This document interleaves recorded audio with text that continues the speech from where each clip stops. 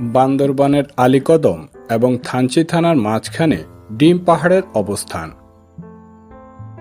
বাংলাদেশের সবচেয়ে উঁচু সড়ক হিসেবে পরিচিত থানচি আলীকদম সড়ক। এই সড়ক পথেই ডিম পাহাড়ের অবস্থান। অ্যাডভেঞ্চার প্রিয় ভ্রমণকারীদের কাছে এই রাস্তা এবং ডিম পাহাড় বেশ জনপ্রিয়তা অর্জন করেছে। অপূর্ব প্রাকৃতিক সৌন্দর্য ও বৈচিত্র্যময় আদিবাসী জীবনধারায় পরিপূর্ণ ডিম পাহাড় দিয়েই আলীকদম ও থানচি থানার সীমানা নির্ধারণ করা হয়েছে। বাংলাদেশ সেনাবাহিনীর তত্ত্বাবধানে ৩৩ কিলোমিটার দীর্ঘ আলীকদম থানচি সড়ক নির্মাণের ফলে বর্তমানে ডিম পাহাড়ে গমন সহজতর হয়েছে।